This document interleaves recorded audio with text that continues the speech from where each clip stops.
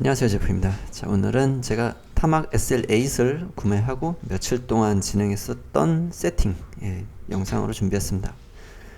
먼저 물통 케이지 연결을 했어요. 기존에 사용하고 있었던 엘리트 레제로 카본 그거를 새로 구입하지 않고 이어서 계속 사용을 했고요.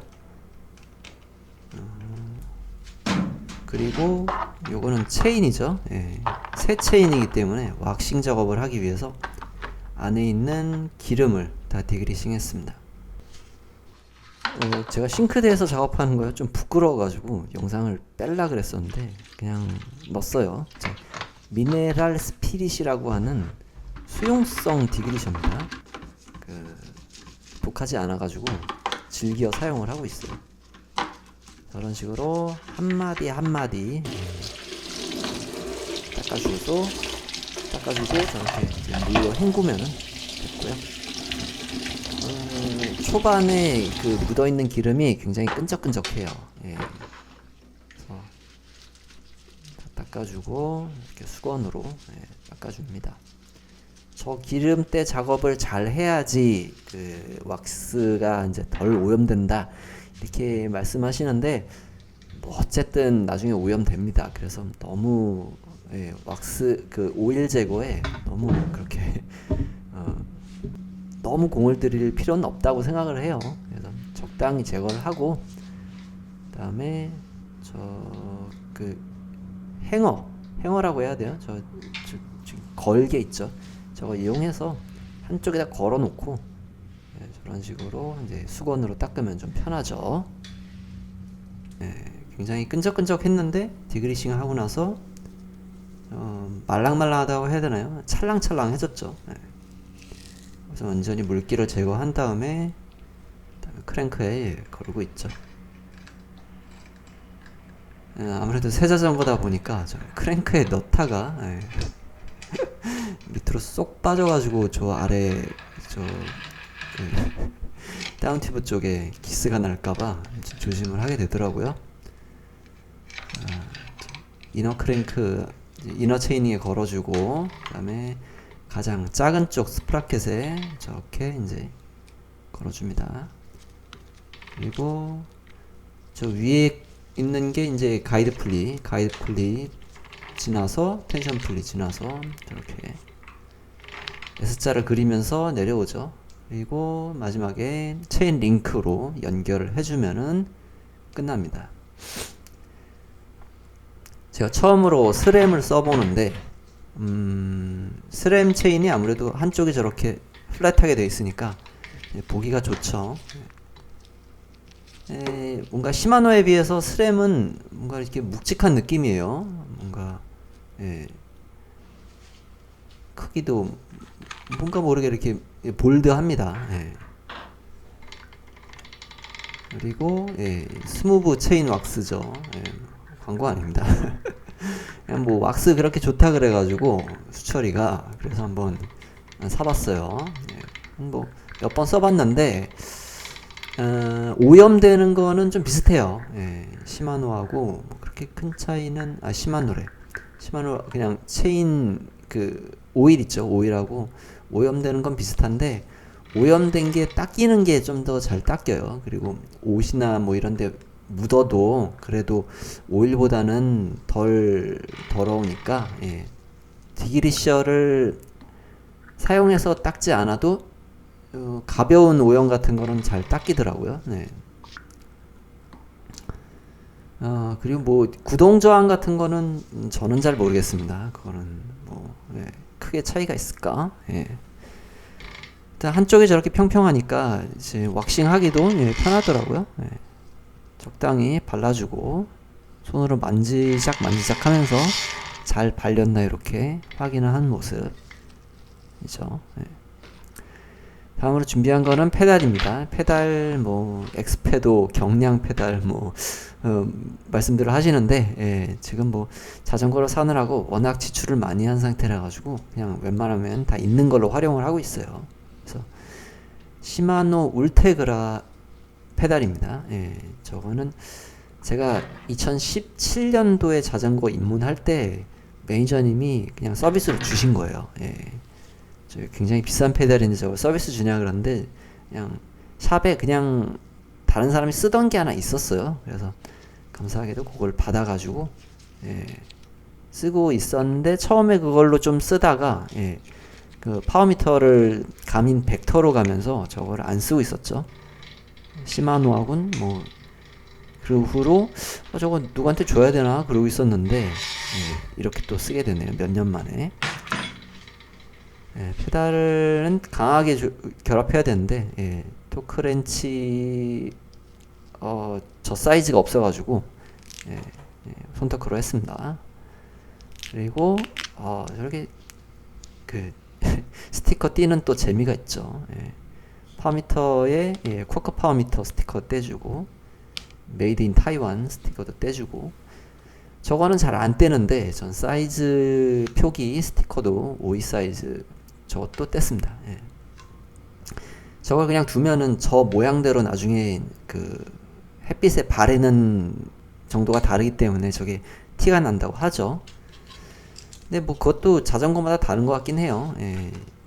제 자전거 같은 경우에는 전에 쓰던 자전거에서는 별로 그게 없었어요. 로바일 스티커는 떼야죠. 예, 저거는 예, 바람에 팔랑팔랑 할 테니까. 자, 그리고 스램 레드 액세스 예, 먼저 핸드폰하고 페어링을 해줬습니다. 자, 먼저 자전거를 사진으로 등록을 한 다음에 예, 액세스 버튼을 길게 눌러서 이런 식으로 페어링을 진행을 합니다. 그러면은 저런 식으로 배터리 잔량하고 저렇게 뜨는데 예, 저렇게 이제 등록이 됐죠. 예, 처음 저걸 세팅해봐서 이게 뭐지 하면서 예, 등록했습니다. 예, 그리고 다음날입니다. 예, 다음날 저게 이제 사이클링 컴퓨터 마운트죠. 예, 파플라이에서 만든 마운트를 사용을 하고 있고 볼트 하나를 이용해서 결합하는 방식이 예, 로발 알피니스트하고 동일합니다. 토크렌치를 이용해서 한 뭐 4N 정도 예, 그렇게 해서 예, 고정을 해주려고 하는데 잘 안돼서 저기 다시 이제 육각렌치로 고정을 해줬고 가민까지 연결을 해줬습니다. 전날 세팅 못했던 그 변속 예, 변속기어 세팅을 마저 진행해줬고요. 펌웨어 업그레이드를 진행을 했고 업그레이드 진행하는데 시간 뭐 3분 정도 걸렸던 것 같아요. 그리고 예, 저런 식으로 앱을 이용해서 미세 조정을 저렇게 예, 진행을 했어요.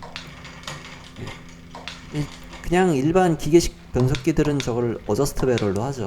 예, 전자식 요 전동식 구동계는 제가 처음이어가지고 예, 신기했습니다. 그리고 이렇게 한 단 한 단 변속을 하면서 변속이 정확하게 되는지 예, 잡소리가 안 나는지 예, 확인을 해주고요.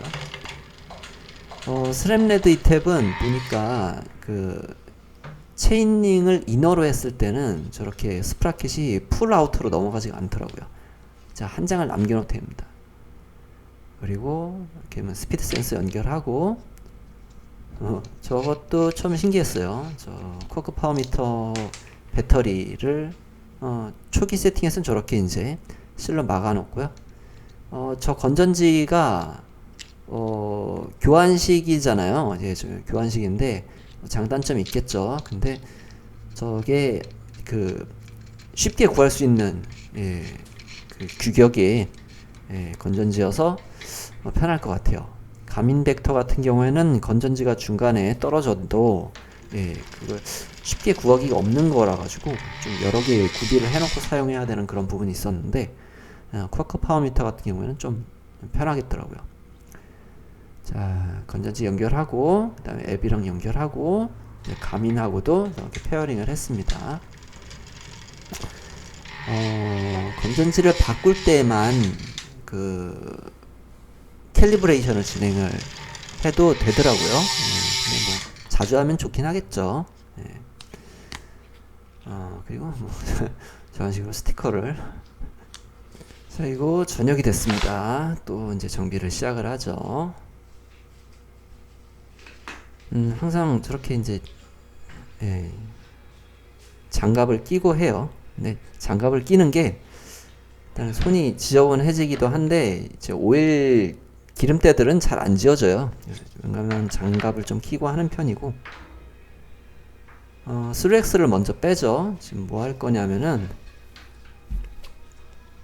PPF 작업을 합니다. 예, PPF 작업이 그 보호 필름인데 저게 좀 말들이 많아요. 저도 이제 할까 말까 많이 고민을 했는데 저게 이따가 보시면 알겠지만은 그 투명한 필름을 프레임에다 붙이는 거거든요. 근데 프레임에다 붙이면은 요게 이제 프레임에 붙인 모양대로 변색의 차이가 있을 수도 있다.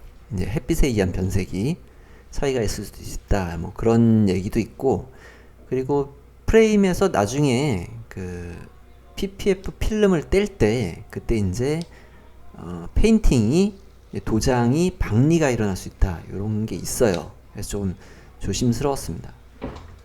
어쨌든 작업은 진행했고요. 이제 뭐 또 보여드릴 거예요. 지금 하고 있는 건 뭐냐면은 정품 등록입니다. 예. 저 그 차대 번호 붙어진 스티커를 저렇게 떼서 따로 보관을 해놨고요. 그 안에 저는 이제 춘천에 있는 힐바이크라는 데서 이걸 구매를 했어요. 예, 이거를 구매처랑 구매일 그리고 그거죠 영수증이랑 첨부해서 예, 업로드 하면은 정품 등록이 됩니다. 그리고 드디어 PPF 필름이 나왔어요.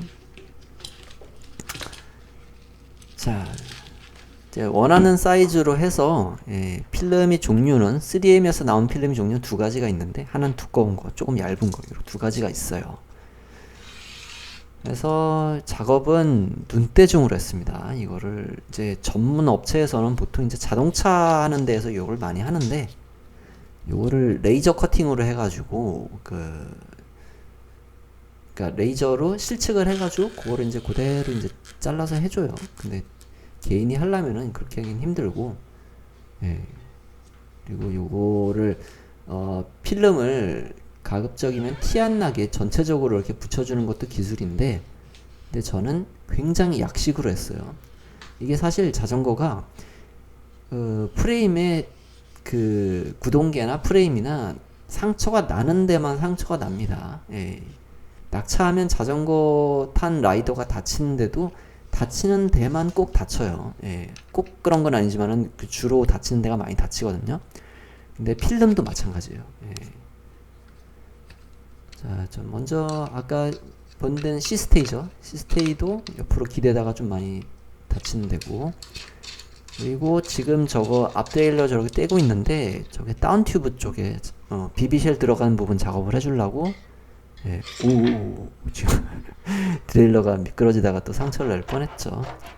자가 정비를 하면은 저런 식으로 해서 좀 자전거가 좀 다치는 일이 종종 있어요. 그래서 좀 평소에 제가 좀 말씀을 드리고 싶었던 거예요. 자가 정비 하시는 건 좋은데 자전거가 조금 쉽게 말해서 마루타가 된다. 실험 대상이 된다. 이런 게 좀 있습니다.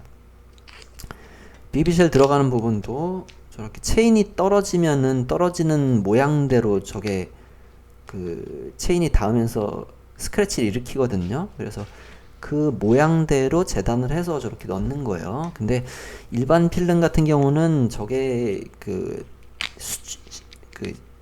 수축성이라 그러네. 그 탄력이 좀 없어가지고 잘 늘어나지 않는데 PPF는 이렇게 열을 가하면은 이렇게 축축 늘어나요. 그래서 원하는 부위의 곡선에 맞게 조금 붙이기 쉽게 그렇게 되어 있습니다. 저게 영상으로 보기에는 그렇게 안 어려울지 모르겠는데 저게 쉽지가 않나요. 예, 저게 늘려가면서 저기 공기방울 빼면서 붙이는 게 쉽지는 않고, 근데 난이도가 어렵다기보다는 이게 공이 많이 들어가야 돼. 되게 꼼꼼해야 되고. 그리고 다운 튜브에 붙여줬고 필름 붙여줬고, 그리고 저거는 그거죠. 체인 캐쳐, 예, 체인 캐쳐죠. K-엣지 제품을 샀습니다. 예, 예, 뭐 자전거가 어느 정도 가격대가 있고 그러다 보니까 예, 뭐 하나 그냥 좋은 거 해주고 싶었어요. 그래서 K-엣지를 구매를 했습니다. 나사가 들어가는 구멍이 저렇게 두 개가 있는데 하나는 그 캐쳐의 그 각도를 조정할 수 있고 나머지 하나는 저 브레이즈드 온이라 그러나요? 저렇게 앞드레일러하고 결합되는 부분의 나사입니다. 저런 식으로 예, 결합을 해주고요. 적당하게 예, 조여주고 그리고 이런 식으로 물통 케이지도 결합을 해주고요.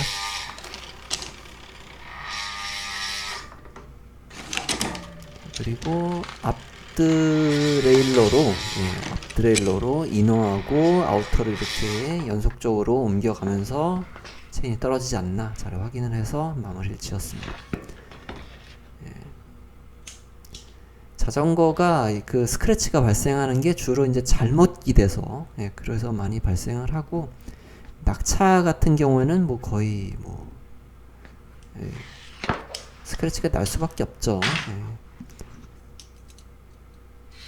잘못 기대서 스크래치가 나기도 하고 그리고 이제 바람에 그 쓰러져서 예, 그렇게도 많이 네, 스크래치가 발생을 해요. 지금 포크 쪽에 들어가는 부분을 재단을 하고 있죠. 지금 뭐 자로 꼼꼼하게 재서하는 거 아닙니다. 그냥 눈으로 쓱 보고 저 필름이 반대편은 반투명 필름이 또 하나 붙어 있어요. 그래서 이제 저런 식으로 대놓고 그 다음에 볼펜으로 표시를 해도 나중에 또 반대편을 또 뗄 수가 있습니다. 예. 저런 식으로 그림을 저 위에다 저렇게 그려도 나중에 그 부분을 필름을 떼서 예. 예. 저런 거를 또 지울 필요가 없다는 거죠. 이렇게 그림을 그려놓고 그 모양대로 쓱쓱쓱쓱 자르면 됩니다. 어느 정도 공간감이 조금 있어야 돼요. 예. 저 같은 경우는 저거를 그 시각예술이 제 전공이에요. 그래서 이제 그림 그리고 하는 거는 별로 어려운 일이 아니어가지고 근데 이게 저 손재주가 좀 있어야겠다 생각은 좀 들었어요. 예.